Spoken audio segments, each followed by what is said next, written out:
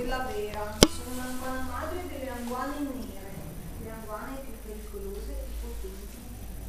E questa sera vi parlo della funzione degli strumenti dei maghi, delle streghe, delle anguane e delle persone che in genere si occupano di magia. Tutti sappiamo che in genere i maghi e le streghe hanno la scopa e il calderone di fare punta, ma pochi sanno cosa sono, giusto? Bene, iniziamo dalla scopa. La scopa serve a? Esatto, ma non solo. La scopa, per chi la sa ben usare dal punto di vista magico, è uno strumento che serve a pulire dalle energie negative un luogo. Serve a pulire la propria casa e disperdere le energie negative o anche un altro posto. Il cappello a punta ha questa forma, propriamente detta a punta, perché serve a connettersi con le energie cosmiche e in questo modo elevarsi spiritualmente e ad evolvere nel proprio cammino spirituale, perché tutte le persone che si occupano di magia compiono un cammino spirituale e personale. Il cappello a punta è utilizzato fin dall'antichità, perfino gli sciamani delle antiche steppe russe avevano cappelli a punta, sono stati ritrovati nelle tombe nei Kugan delle steppe. Il calderone, nello specifico, questo è un calderone da viaggio, perché anche le streghe ovviamente viaggiano e hanno bisogno di viaggiare comode. Il calderone serve a? Vediamo fare bravissima, ma non solo, serve a cuocerci anche la zuppa quando che ne hai bisogno, però serve anche a concentrare l'incantesimo. L'incantesimo è una forma di energia.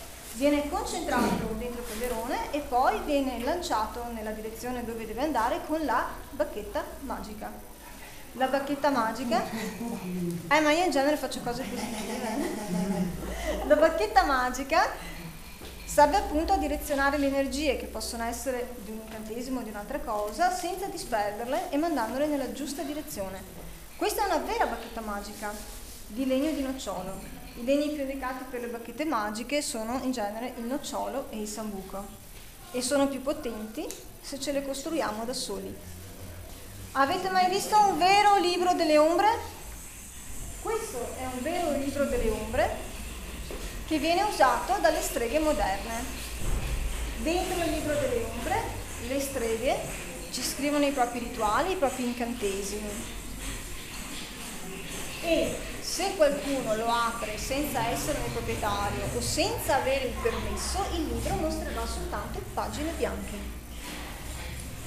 A volte i libri delle ombre vengono passati di generazione in generazione e col passare dei secoli acquisiscono potere, energia e una loro vita propria, come è il caso del libro di Scatacce.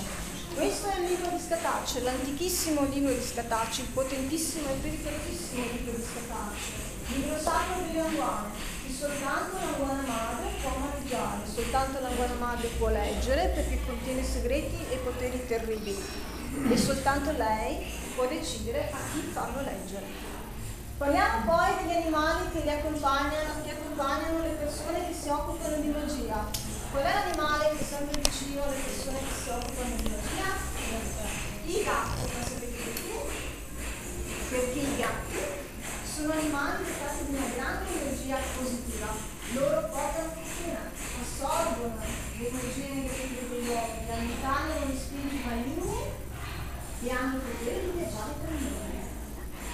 I gatti neri in particolare hanno particolari poteri magici più degli altri gatti e questo è dovuto all'antica dea Bastet, la dea egizia che si manifestava sotto forma di gatto nero e che era la dea ed è tuttora la dea della prosperità, della felicità, della serenità, dell'abbondanza, della fertilità e della gioia.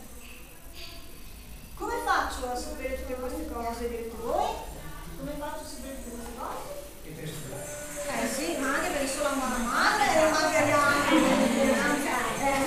se no su quattro cose. E poi perché ho vissuto attraverso la vita in mondo.